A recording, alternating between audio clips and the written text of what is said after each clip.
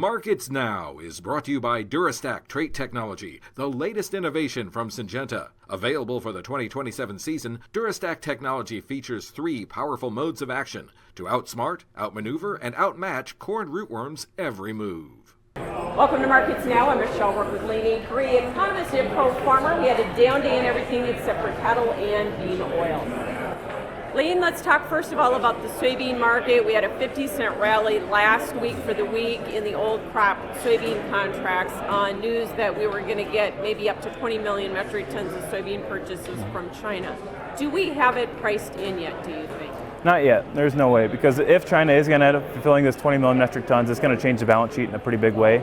Exports have honestly been pretty good, especially the last few weeks. Inspections have actually been above average for what USDA's estimate is currently at. And even if we only increase exports to 1650, we're bringing down the balance sheet to 265 million bushels. That's tight, and that's not reflected in the prices right now.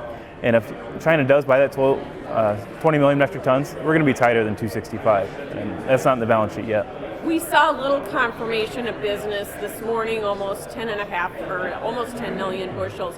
But how much more confirmation is the soybean market going to need, maybe to go up and retest the November highs, do you think? A couple more flash sales. I don't think it's going to take too much, and I think some of that consolidation that we're seeing is farmers selling, and it is just some technical correction. So with that big move that we've seen, we've consolidated within Friday's range today, and have to think a little bit that's positioning ahead of tomorrow's USDA report too. There's not going to be many changes in that report, but still some traders like to take some risk off the table ahead of these USDA reports. We had kind of a general risk off outside market mentality spill over into the grain sector today too, didn't we? We sure did, yeah. The outside market volatility has just been keeping up, and as especially gold and silver and just commodities as a whole, with the volatility we've seen in crude oil futures, you got guys trying to take money from one place, put it into another place, because these moves just get exacerbated, especially in the metals market. And CME group continues to ratchet up margins, and guys got to take some risk off the table. For sure. One market that was up was bean oil. Talk about that, because in part because of India and the agreement that we struck with them. That's right, yeah. And a lot of Indian farmers are really concerned about this deal, but right now the U.S. bean oil prices are really competitive on the Indian market, and if we're able to export more there, it's offloading some of that extra supply that we're getting from the really robust U.S. crushing pace that we continue to see running upwards of 9-10% over last year's pace, which was also a record. So India could be a huge veg oil market for us then? It could for sure. And the Indian farmers are a little concerned about it, but the rhetoric surrounding this trade deal was very key in avoiding Indian farmers' goods. So we'll see how much traction these potential protests can get out of India, but India really sticks up for their farmers. So this trade deal, it's hard to say what's gonna come of it. Lane, do you think bean oil is still getting a little bit of a push from 45Z in the announcement last week? Yeah, there's no shortage of potential demand on the bean oil front, because if we're able to get some of that domestic use up, and the bean oil balance sheet has been pretty healthy. We've had this record production, and the soy oil stocks actually came down in December, and it just shows continued robust use. Unfortunately, we're still dealing with a huge backlog of data from the government shutdown, so we're not sure how much of that's going to renewables. But after Trump first got in office, it dipped big, but it's really came back in a big way through some of the latter months of last year. And the funds have started adding to their long soybean position again, haven't they? They sure have, and with some of the volatility that we saw last week, there was 800,000 contracts trading across the contracts in soybeans, and that could easily flip from a net short to a really impressive net long on the bean front. So it's hard to say where funds are going to be at. We'll find out Friday just how much buying they did do, but you got to think it's pretty impressive. Yeah, I think last Friday alone was over 900,000 contracts. That means new money is coming in, right? Yeah, that's right. Especially when we see open interest go up, volume go up, and prices go up, it says there's new buyers in the market. And I think it's exactly what we're seeing. We're just not sure how much of that is managed money quite yet. Corn market was also lower today. Did it follow soybeans or wheat lower? I think it's just kind of caught. We didn't see a ton of volatility today, and we did close off the low, so that's been a positive sign. I got to chalk a lot of that up to just positioning today. But beans are the Maserati of the corn, soybeans, and wheat complex, so they're going to be the one that are driving some of these bigger moves. And as soybeans are making bigger moves, right now wheat and corn are going to follow. But corn is so disappointing, Lane. When you look last week, beans were up on the old crop contract 50 cents. Corn was only up 2 cents. Big deal. Yeah. Well, it's something. We're butting up again against that sideways range, that cap price action all of November and all of December that we basically fell out of after that big January report. So if we're able to break back into that sideways range, I think that's about as good as it's going to get for corn for now, until we might see demand really show up in a big way in the latter portion of the marketing year. Right now we're still dealing with nearly a 2.3 billion bushel carryout, and that's just a lot of supply to work through. Yeah, and we're not going to get any change in that really in the WASDE tomorrow, are we? No, we shouldn't see much. USDA could make a lot of changes. The December crushings report indicated a really terrible ethanol yield, and if that continues and it indicates a low quality crop, they're going to have to use a lot more bushels to make ethanol than what we usually have to. And a lower quality crop would also indicate that they're going to have to feed cattle more just to get the same kind of caloric output that we're used to. And that's good on the demand front, but I don't know how drastic USDA is going to be making these changes. But after this 1 month of really new crop data indicates that lower quality crop could be increasing use by a pretty significant amount. Yeah.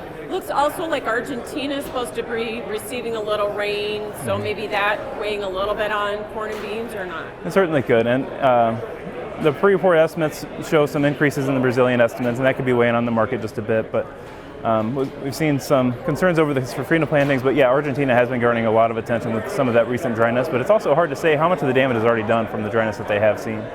And the resistance that you talk about in the March corn is right up 435, 36 area, right? Mm-hmm. Right about there. And if we're able to get a couple daily closes above that level, that'd be a really positive indication that we can work back into that sideways range from about 435 up to 475. And wheat, even with the lower dollar today, we could not get any traction. What's going on? No, just overabundance on the world market. I mean, the U.S. sees a logistical disadvantage in terms of exports, and that's where any of the increases that we're going to see in demand is going to be coming from exports. So if we're having challenges in the export front, we're going to be really struggling to garner any kind of bullish momentum. Export inspections weren't bad this morning, just not good enough, right? That's right. And the market's gotten so used to inspections being well above average that even if it's good inspections, market might not be seeing it as good enough. Plus, we have seen some weather concerns in Ukraine and Russia, but the market doesn't really care right now, does it? No, it hasn't cared quite yet. It's certainly a wait-and-see kind of market. And even in the U.S., there's been concerns over the lack of snow cover and the intense cold that we have. We just don't know what kind of impact that had on the crops. Cattle higher today.